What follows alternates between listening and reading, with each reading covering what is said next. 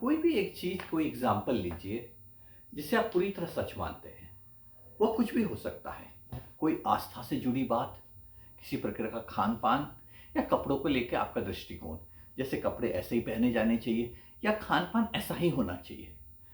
मगर ये चीज ऐसी होनी चाहिए जिसे आप एकदम सच मानते हैं। अब याद कीजिए, जब आपका जन्म हुआ था तब आपका इस चीज या इस एग्जाम्पल या इस फेनोमेना के बारे में क्या विचार थे। आप सोच रहे होंगे क्या बेवकूफ़ी है, मुझे उस वक्त का कुछ भी याद नहीं और एक बच्चे के दिमाग में ऐसी चीज़ें कहाँ आती हैं।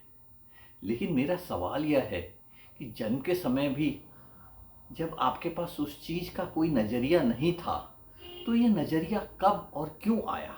मगर जो ज़रूरी बात है वो ये समझने की है कि क्या यही एकमात्र तरीका होता है सोचने का कि या तो चीज़ पूरी तरह सही है या चीज़ पूरी तरह गलत।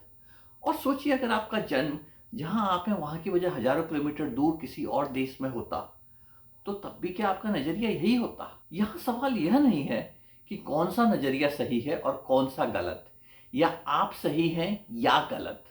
सवाल यह है कि ये हमारा नजरिया ऐसा क्यों बना। क्या इसकी जड़ तक पहुंच सकते हैं? क्या हम समझ सकते हैं कि हम ऐसा क्यों सोचते हैं? यह खुद को समझने का सफर है। इस सफर के लिए जरूरी है कि हम चीजों से असहमत हो, लेकिन असहमति का उद्देश्य चीजों को केवल बेहतर समझना है, न कि उन्हें आंख बंद करके स्वीकार कर लेना। ज्ञान की ओर पहला कदम असहमति होता है, जब आप जो एग्जिस्टिंग चीजें होती हैं उन्हें आप क्वेश्चन करने लगते हो। यहाँ हम सच और झूठ की बात नहीं कर रहे हैं, बल्कि यह समझने की कोशिश कर रहे हैं कि हम किसी चीज के बारे में क्यों सोचने किसी तरीके से लगते हैं। अगर आप केवल यही और इसी चीज को सच मान लेते हैं जो आपको परोसा गया है, तो आप अपने ज्ञान की खोज को वहीं समाप्त कर देते हैं। यह ऐसा है जैसे कोई पुस्तक खोलने से पहले ही मान ले कि आपने जो उसके सब कुछ लिखा हुआ है पन्नों में वो ही सच है।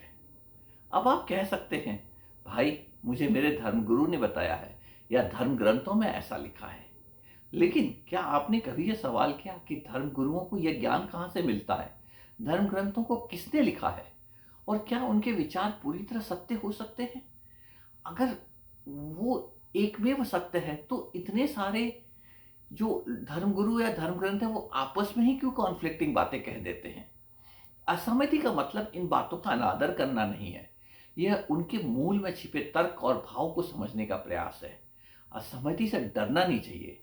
ज्ञान केवल जानकारी इकट्ठा करने का नाम नहीं है, यह उन जानकारियों पर सवाल उठाने, उन्हें परखने और उनकी सत्यता को समझने की प्रक्रिया है।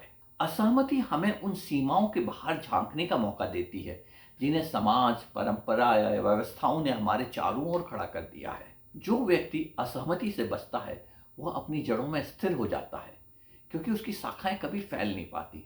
असहमति हमें अपने ही विचारों के दर्पण में झांकने का मौका देती है और यह जानने में मदद करती है कि हम कितने अज्ञानी हैं। और यह स्वीकार करना कि हम अज्ञानी हैं ज्ञान की यात्रा की ओर सबसे बड़ा कदम है। तो अगली बार जब कोई विचार आपके सामने आए, उसे आंख बंद करके स्वीकार न करें, उसे परखें, उसकी गहराई में जाएं और अपनी समझ को नई दिशा में बढ़ने का अवसर दें।